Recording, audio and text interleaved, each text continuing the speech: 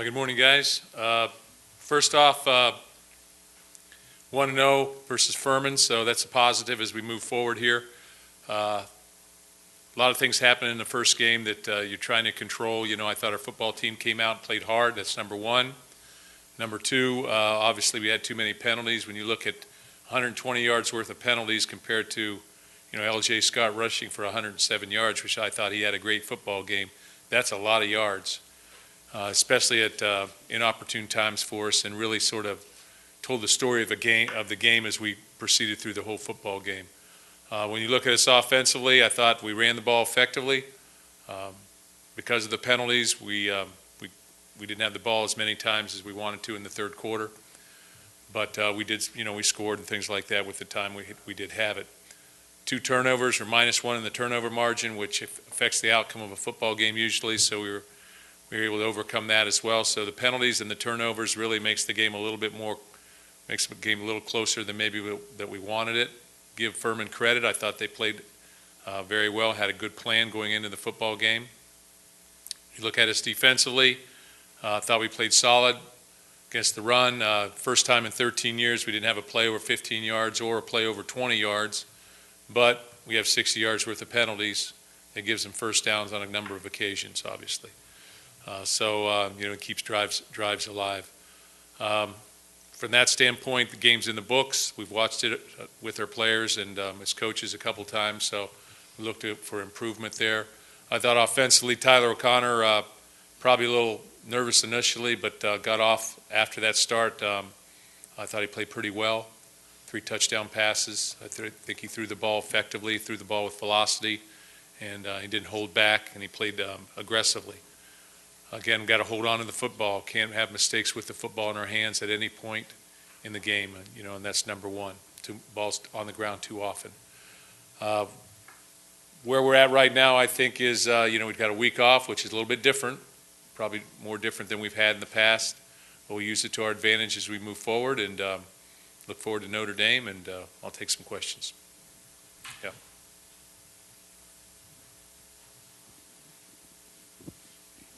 Mark, could you please update us on Ron Burton? Oh, yeah.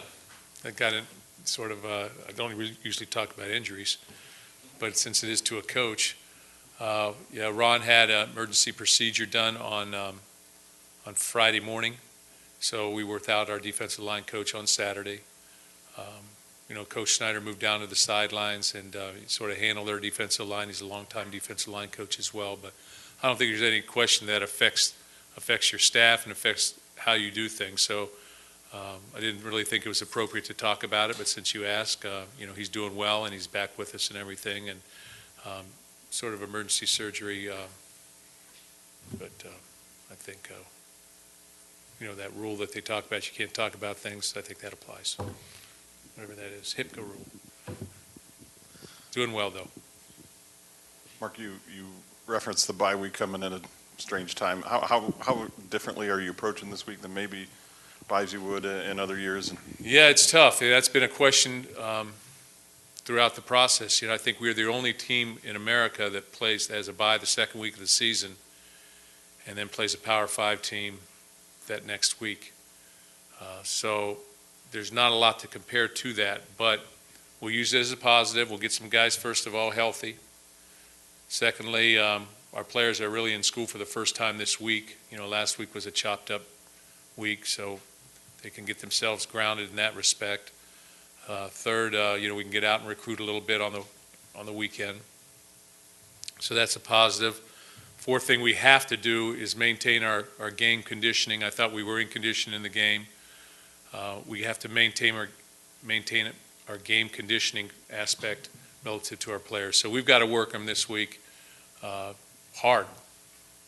And, there's always risk a little bit with that. We won't go live or anything like that, total to the ground, but you have to work your players as if you had a game from a conditioning standpoint. So we're going to work hard at doing that throughout the week. And it also gives us an opportunity, obviously, to get ahead a little bit from a film and schematic standpoint on Notre Dame, which, things tend to change week to week with programs and who you play, but it does give us a chance to watch them personnel, what they've done thus far and what they've done last year. Mark, when you look back at the tape and you watch Darian Hicks, especially on the edge there, what was your assessment of his performance? And kind of going back the last few years, it seems like when teams do attack you, they have to find one guy to really go at, and it seemed like Darian was the guy that game. Yeah, I think they did go after him a little bit. I thought he played well. I thought he played very well. I thought he covered. He had numerous pass breakups. Two very questionable interference calls. I'm not saying they're right. I'm not saying they're wrong, but they're close. They're bang calls, and he's playing the ball as best as you can play it, but it's one of those things. This game is no doubt. This game is a game of inches in so many respects. I've said that over the years, and you see it every single weekend. And I think that was one of the incidents we're talking about. So I thought he played well, great at winning, and he's going to have that. Our corners, the way we play, they're going to have that every week. Mark, you mentioned looking towards Notre Dame, possibly getting a look at the film. Did you get to watch any of that crazy ND Texas game on Sunday? Yeah, we made sure we were done and watched the whole game. So it was a great football game, and then obviously watched the tape of the game the next day. Coaching tape, so it's a little bit different. So you get a different perspective in terms of when you watch it over and over and click on it, and you see whether it's coverage blown or you see whether it's a mental mistake or a physical mistake leading to scores, or either way. So you have an opportunity to do that. So we've invested our time in that and other things here relative to Notre Dame this week. Mark, wondering what you saw when you look at the tape of some of their runs up the middle they had success with. Was that related to Malik moving outside at all, or some of the stuff they were doing? What did you kind of see on that? Yeah, again, things we hadn't practiced, things that are new, got to adjust. Basically, they trapped, the first one they trapped Malik, an influence trap. The tackle sets and they trap them, and they hit that one. And sometimes it's the defense you're in structurally as well, but they created a different gap a little bit. And then on the option, they broke out the option in the fourth quarter a little bit, and our backer was diving into the box. So things with a young player that you got to get straightened out, and from a coaching perspective as well, that you've got to get straightened out. So things that can be alleviated, things can be fixed. But like I said, Furman had a good plan. They came here to play, and you see the result of that. And I think everybody usually does that. And that's why I never sell anybody short, regardless of what people say or what people think. That's why you play the games. How do you make it an advantage that you saw Notre Dame play against a top-flight team and have to use a lot of plays that goes into overtime, and you see what they're going to do in critical situations and have the extra time to game plan for them? Well, you hope that carries over. The nature of it is probably they go into something different. But I think the biggest thing you can watch is tempo, especially when you watch the game on TV. You can figure out the tempo that they're using. You also watch personnel. Just in terms of ability, and you get a feel for things schematically. This will be, we've played Notre Dame numerous times since we've been here. So really, since Coach Kelly has gone there since 10, I think it was 10, maybe when his first year. Those are things that we have to adjust as we move forward. But I think it gives us a head start. How does that play into the game itself? The game gets played on the field, so it's about diagnosing things, recognizing things, and making plays relative to the game. That's how you win on the field. Mark, how much game planning goes into having the film on Notre Dame versus Texas and then having them against, I believe it's Nevada, their Week 2 opponent, as you look at your bye week coming up? It's all about what offense they run, what defense they run, the opposing teams. Texas runs a little bit of a 3-4, middle field safety, 3 deep coverages. Offensively, Texas is a little bit different than we are offensively. So, you use things relative to personnel, I think, but I think long term, you got to figure out who they are relative to who you are and how they play you too. So there's another book on that. So you got to try and you got to look at all these different books that you have on an opponent or they have on you, and you try and figure it out to the best of your ability. But again, it gets down to the game. And, missed tackle, a missed play on a ball, completion, a run, after contact, those type of things. Those are the things that wins football games for you, I think. Mark, on the offensive line out, I think you went up maybe 6 guys maybe rotating in there. Some good stuff, some bad stuff. How would you say that unit kind of performed for that first game? I thought they played very solid in there. You saw a lot of good things. The offensive line is so involved, whether it's pass protection, running the football, those type of things. I also think that, the tight ends and the fullbacks are so involved, and wide receivers are so involved in this, and the running backs are so involved, and the quarterbacks, all 11, are so involved in the running game and the passing game. So that all plays a part in it. I thought Prescott Line played very, very well in the game, and he's a football player. Mark, flip that around to the defensive line. I think you used about 7 different guys. Did you want to go deeper, or do you feel like you can go deeper later in the year?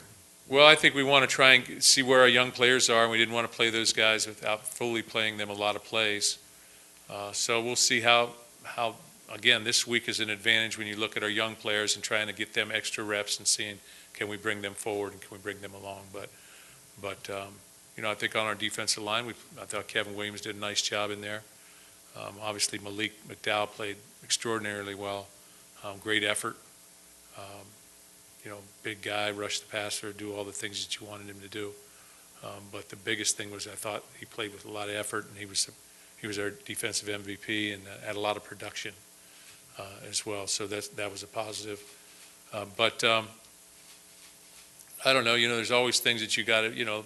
There's fits by the linebackers, and there's front things. What we have to do is transition better from run to pass when there are run action and then it's a pass. And we've got to be able to transition more, and I thought that we needed to come up with more sacks. We had 2. But I think they gave us credit for 1, but we had 2. But we need to sack the quarterback more often than that. But, again, good plan by them, keeping us off base, run-pass options.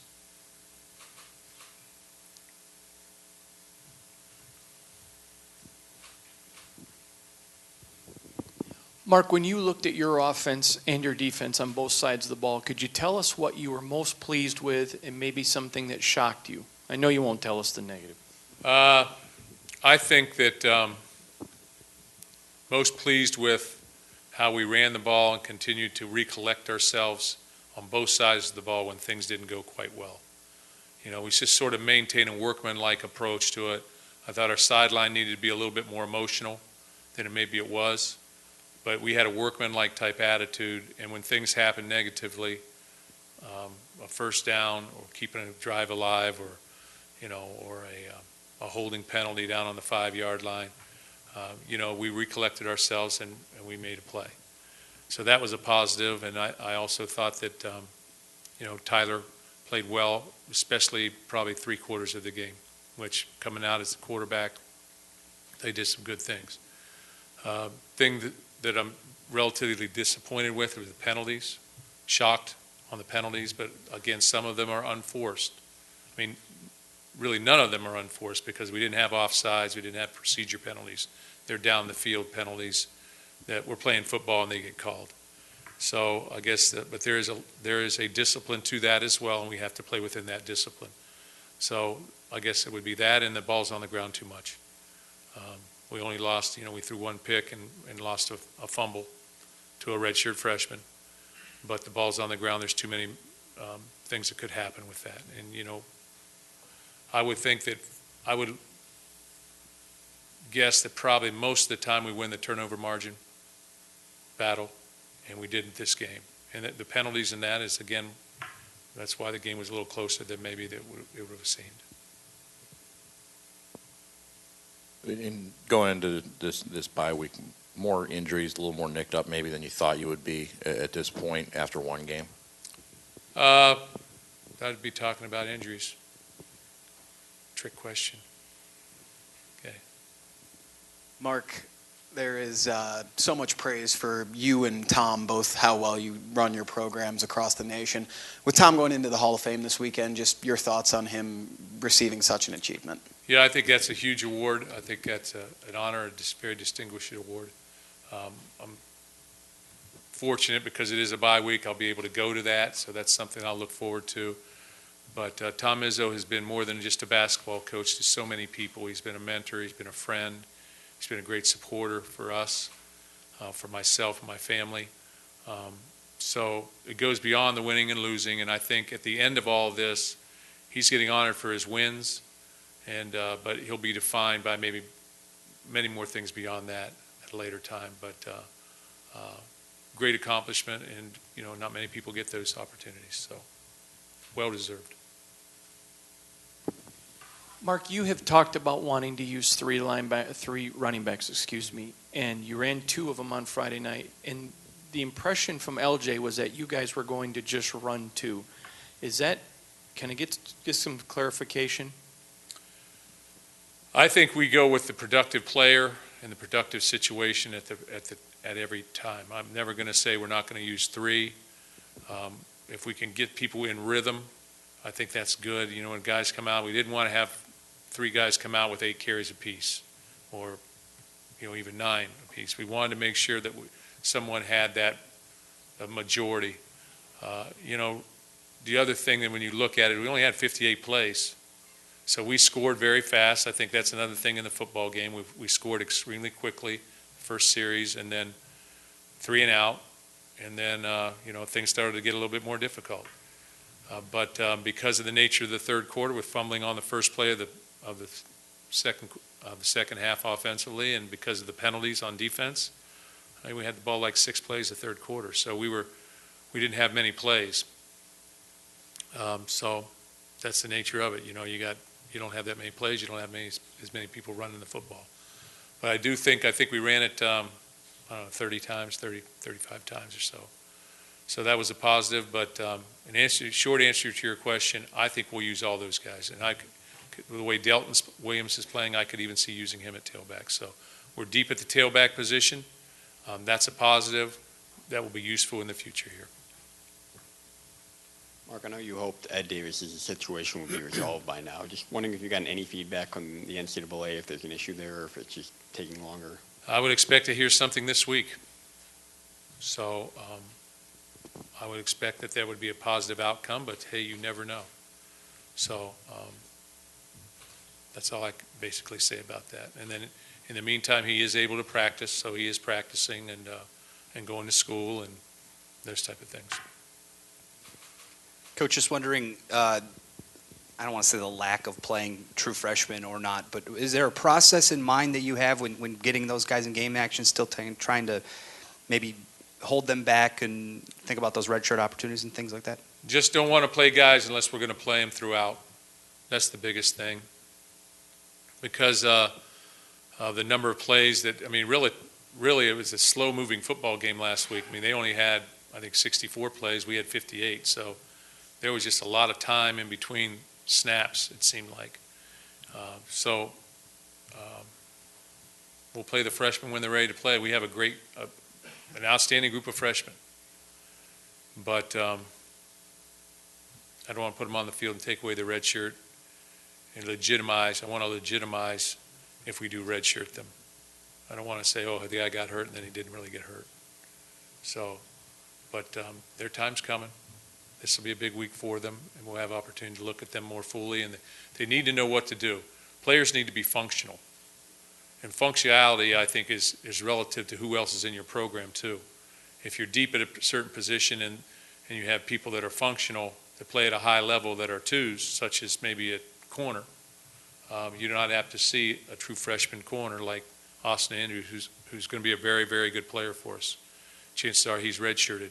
Same with maybe DJ Vance. Kenny Lake, maybe not so much. But those are just examples. Other opportunities would be for players if there is not as much depth at that position. But, as I said earlier, we have a good football team. We have a foundation of players that are as deep as maybe we've ever been. And so putting those 70 travel team players in perspective, putting those people on the bus together, it's going to get very, very tight in terms of who goes and who doesn't go. We've not had a lot of attrition here.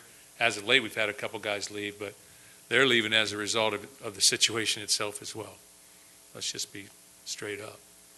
Okay, so So, but we want to play those guys and get them reps if they're going to continue to play throughout the season. We have a couple of guys that may be the case. Mark, excuse me, kind of look at the linebackers. Obviously, Riley played a fairly good game. What were your opinions on Fry and Dowell there, and also the play that Byron Bullough made at the goal line, kind of crashing in and making that one play? Yeah, Andrew Dowell, I think, had the play of the game on his pick. After he flipped it the other way immediately. After we fumbled, the very next play he made the pick, great pick. So big play in the game, played with great effort. Got to know where to go sometimes, and that's coaching, and that's also experience, because the game changes and you have to adapt. You have to adapt to things you haven't been coached on throughout the week because they show something different. So that's a big part of it. But I thought he played very, very well. Played with a lot of effort, and I think he was involved in a lot of tackles, a lot of production. And then Chris Fry, same thing. More experienced though, played very well. Byron came in there. Byron has a big play. You're talking about Byron. Byron had two big plays, one down on the goal line and one on 3rd and 1. So it was good to see him as a younger player to get involved in that capacity. Played well. Thanks, Coach. Okay, thanks, guys.